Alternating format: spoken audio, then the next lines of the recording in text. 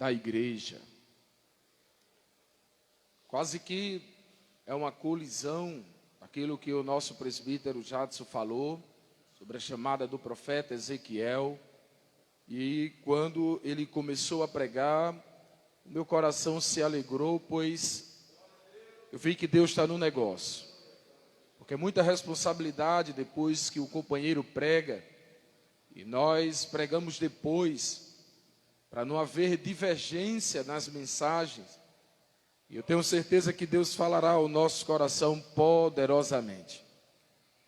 Diz assim a palavra de Deus: e sabemos que todas as coisas contribuem juntamente para o bem daqueles que amam a Deus, daqueles que são chamados por seu decreto.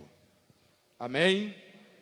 Meus amados irmãos, verdade é que quando Paulo está escrevendo esta epístola, por excelência, ela era mais extensa, ela é a mais teológica de todo o compêndio da carta que Paulo escreve. E quando Paulo está escrevendo a epístola aos Romanos, diz a história que ele está como hóspede na casa de Gaio, em Corinto, e com o desejo e o processo na sua alma, dizendo para voltar a Jerusalém com a oferta para os cristãos que estavam passando necessidade. E diz a história que era primavera, e ele tinha um processo, uma visão de voltar para a Itália, para dar continuidade ao projeto que Deus lhe colocou em seu coração. E quando eu começo a ler, a entender a história de Paulo, que este homem que outrora era um perseguidor da igreja de Cristo, este homem que, quando nós observamos, ele encerrava a muitos dentro de prisão, e com a opressão, com o poder da política romana, ele fazia muitos que não tinham alicerce em Cristo retroceder a sua fé. E este homem agora, quando ele vai para Damasco na estrada, ele tem uma experiência muito linda com Cristo. E o que me chama a atenção, que uma vez ele era perseguidor, e agora nesta carta aos Romanos, ele vai mostrar a sua defesa, porque ele agora está sendo perseguido. E Paulo vai defender a salvação nessa carta. Paulo vai defender a fé, a adoção, a regeneração, uma vida plena no Espírito de Deus, uma vida regenerada com Cristo. Paulo vai defender a redenção, a justificação. Paulo vai defender o compêndio teológico mais completo de todas as cartas. É bem verdade que essa carta aos Romanos ela é a mais influente de todas as cartas, de todas as epístolas.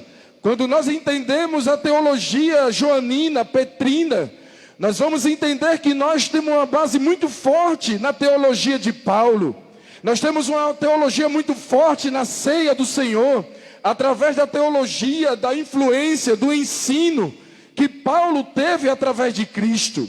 Mas quando começamos a entender, meus amados irmãos, que o cristianismo é aflição, é dor, é perseguição, é tristeza, por que não falar de Cristo, este homem que veio à terra com tanto amor? E a Bíblia vai nos mostrar, dizendo através de Paulo, que ele se humilhou tanto, a ponto de entrar dentro de um ventre de uma mulher camponesa humilde, e o seu nascimento foi dentro de um patíbulo, aonde ele foi visto como pobre. E todos aqueles que observavam Jesus através de Isaías não tinham formosura na sua face, mas nós sabemos que ele é o maior homem que a terra já viu sobre a face. Nós temos a certeza que este Jesus Cristo, ele é o maior homem que a terra já conseguiu colocar a sua visão. Este homem veio com amor, este homem veio com a verdade, a ponto de Paulo dizer que foi dado a Moisés a verdade, mas é incapaz o homem falar a verdade como Jesus Cristo sem a graça, Quando o homem fala a verdade sem a graça, parece que soa como um oco e um vazio. Mas aqueles que receberam a graça, quando prega a verdade, ele alimenta a nossa alma, ele dá encorajamento ao nosso espírito. É isto que Paulo está dizendo, que quando nós entrarmos dentro do cristianismo, todas as coisas cooperam para o bem daqueles que Cristo ama e aqueles que conhecem a Deus. Deixa eu começar a pregar e trazer algo para a nossa alma essa noite. A tristeza que você sente, a traição que já conseguiu chegar à tua casa, aqueles que o traíram como amigo. Paulo está dizendo que todas as coisas cooperam para o bem daqueles que amam a Deus. Meus amados, por que não falar da perseguição que Paulo sofreu? Paulo foi expulso de Antioquia pelos poderes religiosos que ali estavam. Paulo fugiu dentro de um cesto. Paulo foi apedrejado em Listra. Paulo na Macedônia foi açoitado e preso pelo tornozelo em um pedaço de toco. Por que não falar que Paulo foi perseguido pelos judeus na Tessalônica por causa que pregou a verdade em Bereia? Meus amados irmãos, por que não falar que este homem morreu decapitado dentro de Roma, mas está escrevendo para Timóteo, dizendo: Timóteo, eu combati o bom combate, acabei a carreira e guardei a fé. Sabe o que é que ele está dizendo em outras palavras? Vale a pena sofrer por Cristo, vale a pena sofrer perseguição por Cristo, vale a pena ser apontado por Cristo, vale a pena ser rejeitado, mas a estar ao lado de Cristo, vale a pena. Meus irmãos, há muitos que foram perseguidos. Eu estou sem retorno, irmão Viana. Há muitos que foram perseguidos, há muitos que foram mortos. Por que não falar dos discípulos? Por que não falar de Tomé, este homem que estava orando quando foi pego de surpresa com soldados e ele foi atirado flechas nele e ele tombou morto a flechadas? Por que não falar de Bartolomeu, este homem que foi posto dentro de um saco vivo e jogado dentro do mar, para assim eles dizerem que valeu a pena tombar a sua vida por Cristo?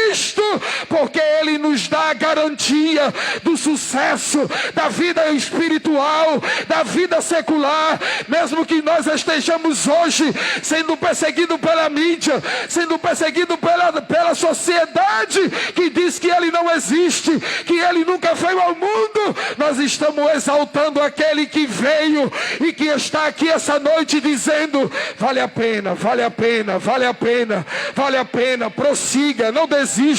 Vale a pena, estão te acusando, vale a pena, estão te perseguindo, vale a pena. E essa noite eu vim como profeta de Deus te dizer que todas as coisas contribuem para o bem daqueles que amam a Deus. Irmãos, fala uma verdade aqui. Porque os homens, mesmo com seus poderes, títulos, com o seu governo, nunca quis ser igual a Cristo? Quando Cristo trouxe a palavra e a verdade, meu presbítero Júnior dizendo: sede o meu imitador, eu sou luz, você é luz, eu falo a verdade e você prega a verdade. Aonde está escrito, quando ele vai dizer que ao subir, nós como igreja faremos coisas maiores do que ele fez aqui na terra. E ninguém nunca quis naquele tempo ser como Cristo. Quem queria ser como Cristo era perseguido, quem queria ser como Cristo era crucificado, quem queria ser como Cristo era açoitado, quem queria ser como Cristo era apedrejado. Mas Paulo, vendo todas essas coisas, ele está dizendo: todas as coisas contribuem para o bem, para o bem, para o bem, para o bem, para o bem daqueles que amam a Deus. Martiniano, por que ninguém quis ser igual a Cristo? E queria ser igual a Deus. E nós conhecemos a história de Satanás, dizendo que ia colocar um trono acima de Deus. E eu explico biblicamente. Eles não queriam ser igual a Cristo porque tinha traição, tinha cruz, tinha renúncia. Não era como o mundo quer, não andava como o mundo anda. Tem que ser diferente, tem que ter joelho na terra, tem que ter face no pé.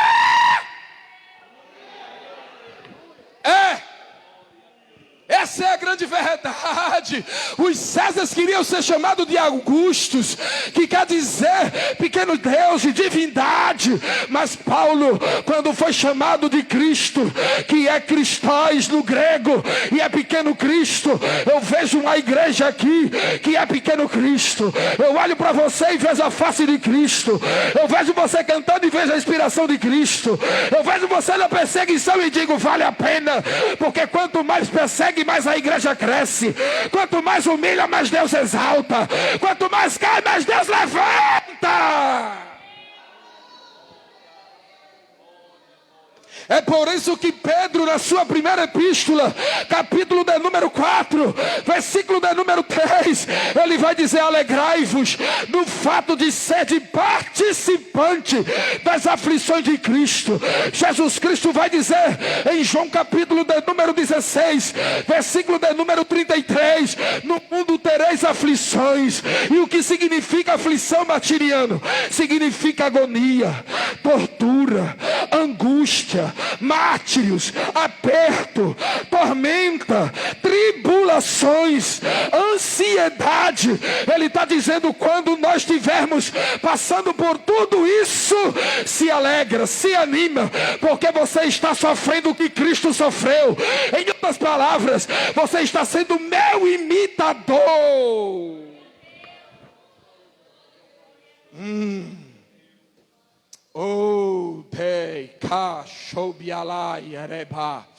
Vale aqui, e eu vou colidir com o que nós aprendemos. Até o pecado para quem caiu coopera muitas das vezes, perdoe-me, essa é a verdade, para o bem, para uma estrutura nova. Prova na Bíblia, Davi caiu, mas se humilhou, e no Salmo de número 51, Davi vai dizer no verso 10, renova em mim um coração puro, um espírito reto. Tem esperança, irmãos. Ainda tem esperança, porque Deus não nos olha com o olhar humano. Deus nos olha com o olhar de Pai. Deus nos olha como nós somos sua criatura, a sua coroa perfeita. Oh, aleluia. Tantos homens de Deus que foi levantado desde o Antigo Testamento para ser arautos de Deus, mulheres para ser arautos de Deus, para proferir as verdades de Deus, mas foram perseguidos. Por que não falar do profeta Isaías, um homem que pregou a verdade, mas concluiu a sua carreira de cabeça para baixo e sendo cerrada ao meio? Por que não falar de Jeremias, um homem que anunciou a queda de Israel, de Jerusalém, trazendo a ele o conserto, mas o homem foi, perseguiu, o homem foi e colocou ele dentro de um calabouço, e a história diz que a sua própria família o executou. Mas ele disse que quando queria parar, uma chama dentro do seu osso fazia ele se mover e pregar a verdade. Esta noite eu prego para aqueles que aqui estão, não para aqueles que aqui ficaram em casa, mas Deus quer falar com a igreja que veio. Tem uma chama acesa, tem um vento forte, impetuoso, como desceu no dia de Pentecoste. Crente vai ser renovado, vai ser cheio, vai ser agora. Oh, bendito! É por isso que ele vai dizer: sabemos que todas as coisas contribuem para o bem daqueles que amam a Deus. Eu já encerro, irmãos, e pontuo 2 vezes, e digo a vocês: se conseguirmos ficar de pé, e aqueles que estão assistindo, os internautas, se prosseguirmos mesmo nessa pandemia, aonde muitos retrocederam, aonde muitos esfriaram na fé, aonde muitos temem mais o vírus que está assolando do que o próprio Deus, que a Bíblia diz através de Cristo: não tema o homem que mata a carne, tema Deus que mata e joga a alma no inferno. Mas se prosseguirmos nessa pegada, nessa fé, sem titubear, sem colocar os pés em dois caminhos, eles estão dizendo: este me imita, esse é meu filho, esse é cristão, esse é chamado, esse eu capacitei, esse eu consagrei, esse eu vou levar. Primeiro, se nós prosseguirmos, nós seremos imitadores de Cristo e iremos mostrar, primeiro, humildade. Humildade se define, dos seus significados: descer a escada, descer o degrau. Muitas das vezes, irmãos, o pregador quer subir como estrela e tem que saber o plano da humildade, que quando nós descemos, Deus nos exalta, mas quando nós nos exaltamos, Deus abate, Deus envergonha. Essa é a verdade. Prova na Bíblia, provo. Quem não já leu quando Cristo estava no pináculo da igreja, Satanás conhecendo a verdade, pregando a verdade? Parece uma ironia, né? Eu sei que aos anjos foi te dado ordem, pula daqui embaixo. Cristo mostrou humildade. Não. Faz dessa pedra pão. Ele podia fazer, irmão, ele é Deus. Ele disse: não, nem só de pão viverá o homem, mas de toda a palavra. Pontuando e sendo bem rápido. Segundo objetivo: se nós prosseguirmos e deixar entrar essa verdade, que todas as coisas que acontecem conosco, com a igreja, com o chamado, com os remidos, com os salvos, contribui para o bem, nós iremos entender que nós iremos imitar a Cristo no amor. Vale a pena amar, vale a pena mostrar esse sentimento mútuo, vale a pena compartilhar esse sentimento sem interesse, vale a pena compartilhar esse sentimento de olhar e ter empatia com o nosso próximo. E o que é que está faltando dentro desse século 21? A igreja ama mais, a igreja saber que nós somos limitados, que nós temos a tendência a fraquejar, que nós temos a tendência a cairmos, mas existe um Deus que nós servimos através do amor, que nos levanta, que dá outra oportunidade, que dá a capacidade de ser regenerado. Eu sei que nós não temos esse costume, eu sei que nós não temos essa didática dentro do nosso culto, mas olha para o teu irmão, diga a ele: não desista da tua chamada. Diga a ele, profetize. Não já foi pregado aqui que nós temos que profetizar e o vento do Espírito vai soprar nessa noite? Profetize. Aonde está estéril vai brotar, aonde a terra está seca vai jorrar água, aonde o deserto está matando, Deus vai transformar em oásis para nós passarmos. Você veio adorar, adore a Ele. Você veio exaltar a Ele, exalte a Ele. Porque dentro dessa tua dor, dentro dessa tua tristeza, dentro dessa tua agonia, dentro dessa tua angústia, dentro dessa tua tribulação, Deus está dizendo essa noite, através da palavra, que todas as coisas cooperam para o bem. Não aconteceu isso para te envergonhar, não aconteceu isso para te afastar, não aconteceu isso para te envergonhar. Deus está dizendo: todas as coisas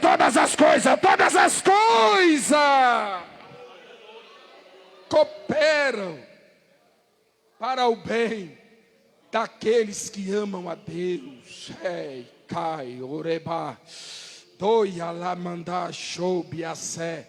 Naike biashobideri amanda raio kobi alarahai seia rebehe wikemende ihaiobiase. Este fogo não vai apagar, este vento não cessará de soprar. Quanto mais a igreja levanta a bandeira do cristianismo, vai assolar, vai bater, vai trair, vai se levantar opositores, mas Deus está dizendo: continua firme, que todas as coisas contribuem para o bem daqueles que amam a Deus. Irmãos, eu encerro dizendo, eu encerro mesmo. Minha esposa às vezes me chama muita atenção quando nós estamos empolgados e Deus vai acelerando a revelação da palavra, vai fluindo. Aí eu vou dizendo: vou concluir, não concluo, vou concluir, não concluo, mas eu vou concluir. Irmãos, eu não falarei mais, mas se vocês puderem, está em PDF, baixe a história do Coliseu. Vocês vão ver que vale a pena sofrer, chorar, se humilhado e ser humilhado por Cristo Jesus. Quanto mais batiam, mais cresciam. Quanto mais humilhava, mais desexaltava. A ponto que um dos pais da fé, Tertuliano, abriu a boca e disse: eu não consigo entender. A sementeira da igreja talvez não seja a palavra, mas é o sangue dos mártires. Quanto mais mata, mais cresce. Quanto mais mata, mais se procria. Quanto mais oprime, mais Deus dá largura na terra. Nós não vamos ser diferentes, irmãos. Por que nós estamos nos angustiando? Por que nós estamos entristecendo a alma? Por que nós estamos nos aperreando o espírito? A verdade é que a Bíblia vai nos dizer, não é martiniano, talvez eu não disse o versículo, mas está na Bíblia: chegará o tempo que o amor de muitos, não é pouco, é muitos, esfriarão. Já não olha mais como igreja, e olha como rival, e disputa, e racha. Quem canta mais? Quem prega mais? Quem tem mais revelação? Quem fala mais em línguas estranhas? Quem tem a língua mais estranha? E divide o púlpito. Mas eu vim hoje pelo sangue do Cordeiro. Eu vim hoje através da palavra de Jesus Cristo. Suporta mais um pouco e a trombeta vai tocar. E se não tocar até esses dias, prossigamos, porque tudo contribui para o bem daqueles que amam a Deus. Eu agradeço a rica oportunidade. Que Deus continue abençoando o presbítero Júnior, essa igreja. Que Deus venha conceder cada dia mais capacitação a esse ministério, a essa igreja. Não só essa, como muitas que aqueles que pregam, visitam, sabem que a igreja sofreu muito através desse vírus. Mas nós oramos, nós prossigamos, dizendo que todas as coisas contribuem para o bem daqueles que amam, que amam, que amam. Pega isso aí, que amam. Não é gostar, que ama. Não é se apaixonar, é que ama. Não é ter um sentimento que hoje diz eu amo e amanhã diz eu não quero, eu não gosto. Que amam a Deus. Quantos creem nessa verdade? Abra sua boca e diga amém. Amém.